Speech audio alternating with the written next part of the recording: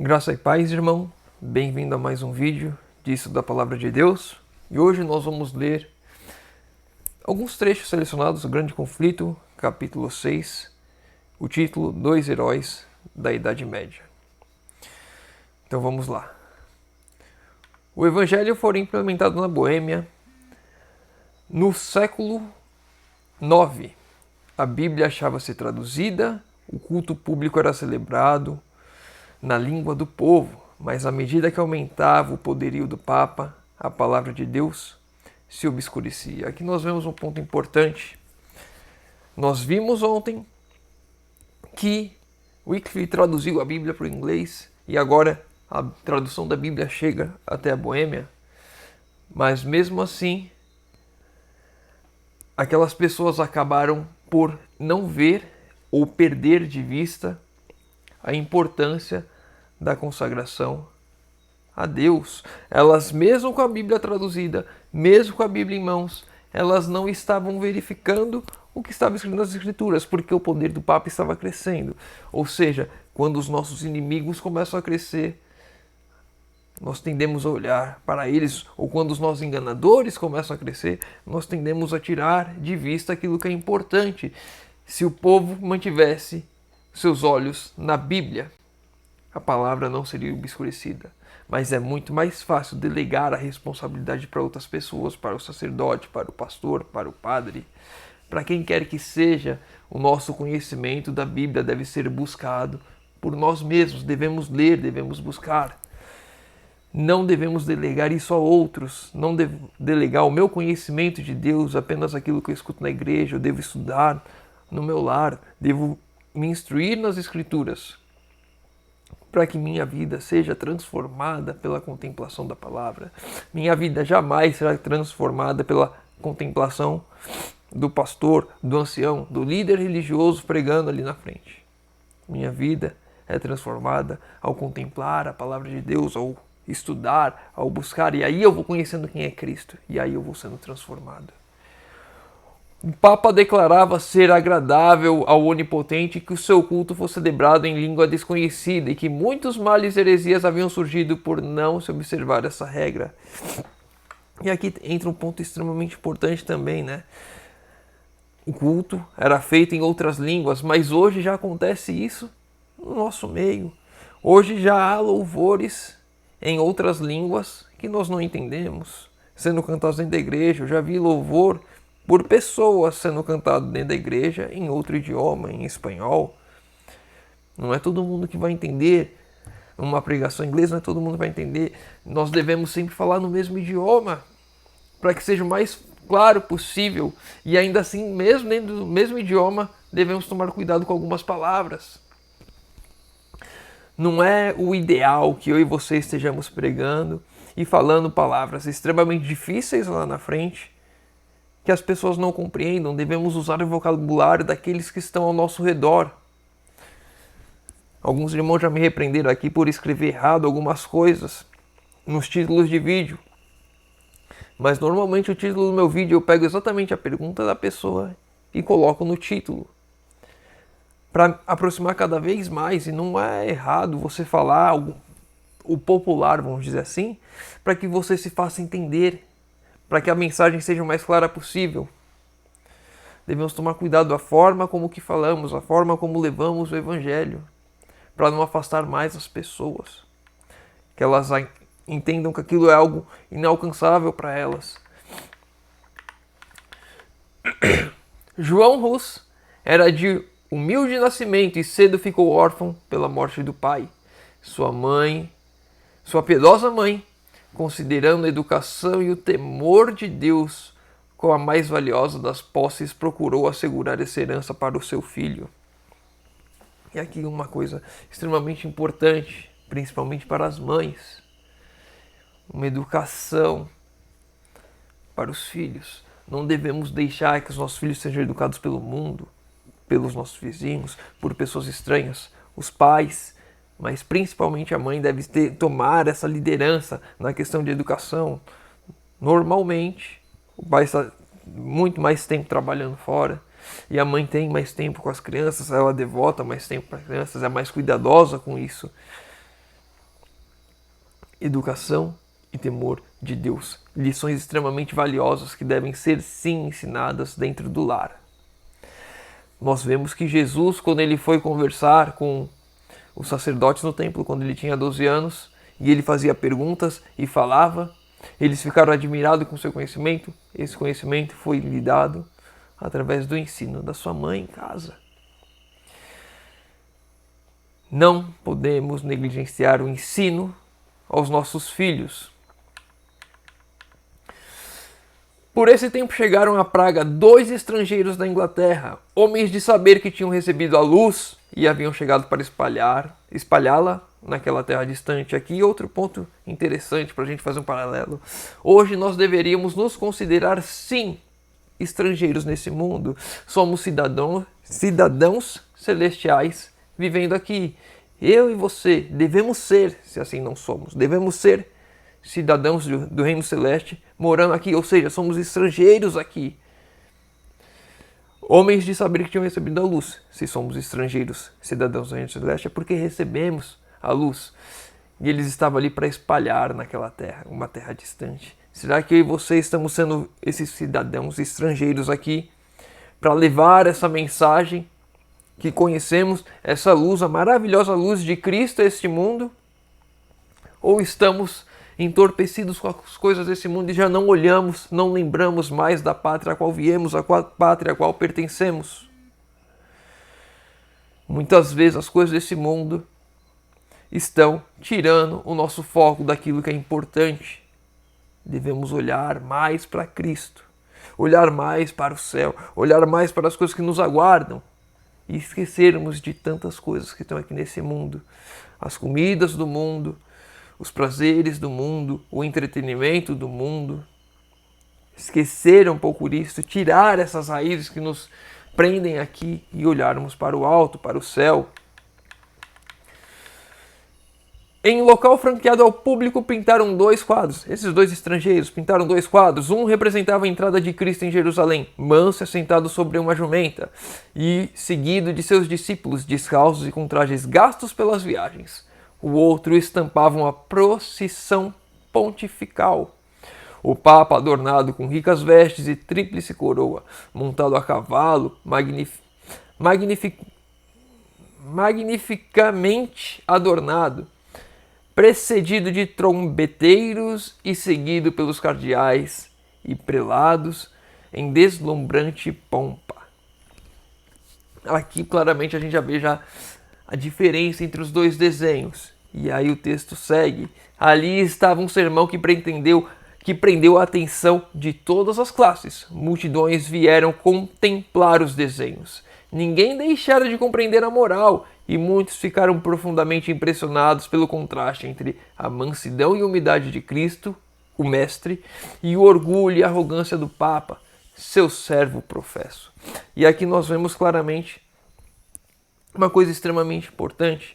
2 desenhos, um grande sermão, a simplicidade. Devemos, quando formos pregar, quando formos levar uma mensagem, sermos claros, sermos simples, nos fazer entender. Aqui multidões de todas as classes conseguiam ir ali e compreender o que estava acontecendo, o que estava sendo dito, o que estava sendo passado. Será que quando eu e você abrimos nossas bocas, nós conseguimos transmitir essa mensagem? Será que a mensagem que falamos é tão clara que uma criança consiga entender? Porque os 2 desenhos ficavam óbvio qual era a diferença entre um e outro. E ali estava o sermão. Será que as nossas mensagens têm sido óbvias para aqueles que não conhecem, para aqueles que não compreendem? Devemos nos esforçar cada vez mais nisso. E quando nós olhamos para a vida de Cristo, estudamos a vida de Cristo, nós vemos como Cristo falava de forma simples para que todos pudessem entender. E aí, vez ou outra, ele falava de uma forma mais profunda, como foi com Nicodemos, uma pessoa com conhecimento maior, então ele podia explorar mais ali, trazer mais elementos. Devemos cada vez mais buscar transmitir a mensagem de forma simples, para que todos possam compreender ao nosso redor. Para a gente encerrar, o último trecho que eu separei. Deus estava guiando o povo para fora das trevas do romanismo, Havia, porém, muitos e grandes obstáculos a serem por eles enfrentados. E não é assim hoje. Deus não está nos guiando para fora desse mundo de trevas. Jesus não já está voltando, não vemos os sinais de que isso está acontecendo. Não tem muitos obstáculos, você não tem muitos obstáculos na sua vida, você não enxerga os obstáculos, as dificuldades que você tem que enfrentar, que eu tenho que enfrentar. Cada um de nós temos as nossas dificuldades, as nossas lutas. E Ele os guiou passo a passo. Deus está a nos guiar, Deus está a nos conduzir passo a passo. Para fora desse mundo de trevas, para fora desse Egito de pecado, da escravidão desse mundo. Cabe eu e você agora olharmos para aquilo que Deus está fazendo em nossas vidas e enxergarmos passo a passo a progressão como uma escada subindo, degrau a degrau, Deus nos guiando para fora disso, conforme podiam suportar. Quando um bebê nasce, a gente não já chega ali e faz ali um arroz com feijão, um macarrão, tudo no seu tempo. Há tempo de sorrir e há tempo de chorar, há tempo de plantar e há tempo de colher. Tudo no seu tempo. E Deus conhece o nosso tempo e Ele está nos guiando passo a passo a compreendermos a verdade.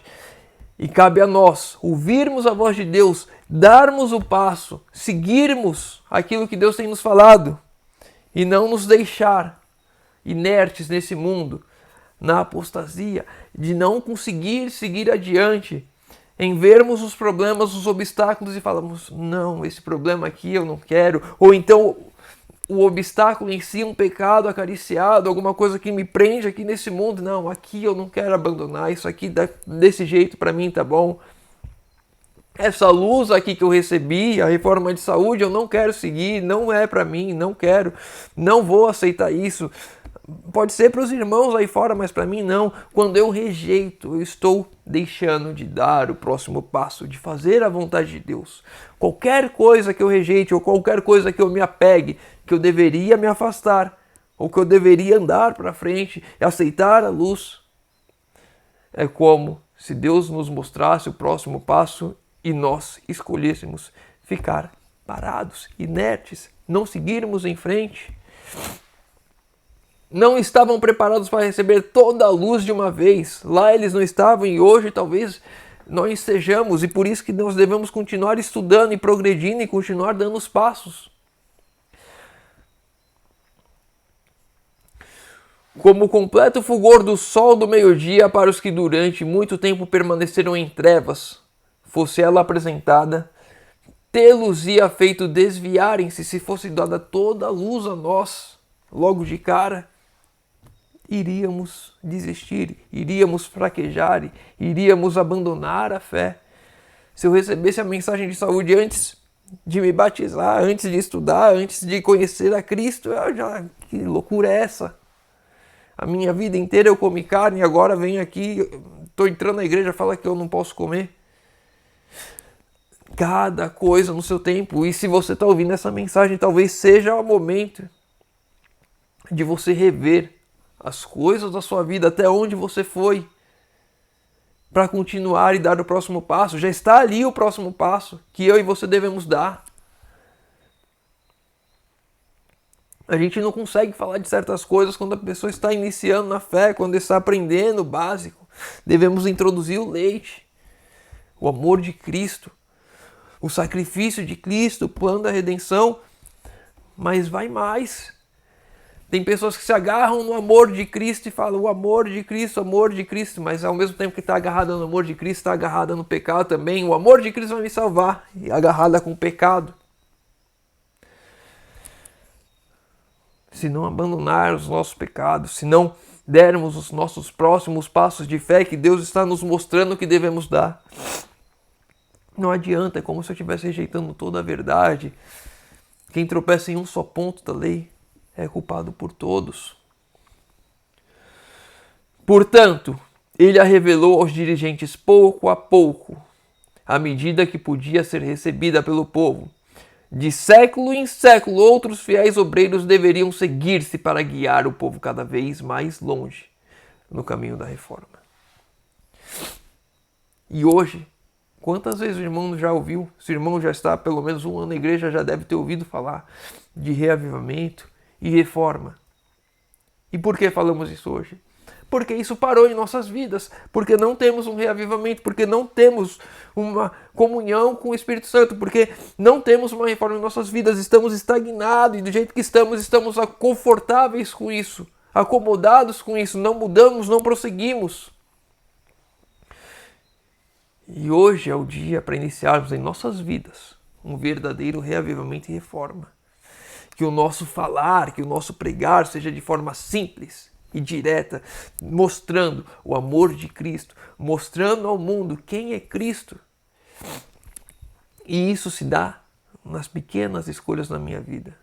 E aí a gente pode pegar, inclusive, na questão da reforma de saúde, vida no campo, e tantas coisas mais que a gente, se pregar isso de uma vez na igreja, seria um escândalo, porque as pessoas não estão preparadas, porque não estão buscando, não estão se preparando. Hoje é um dia de preparação, hoje é um dia de abandonar as coisas erradas que estão na minha vida e de me apegar cada vez mais com Cristo.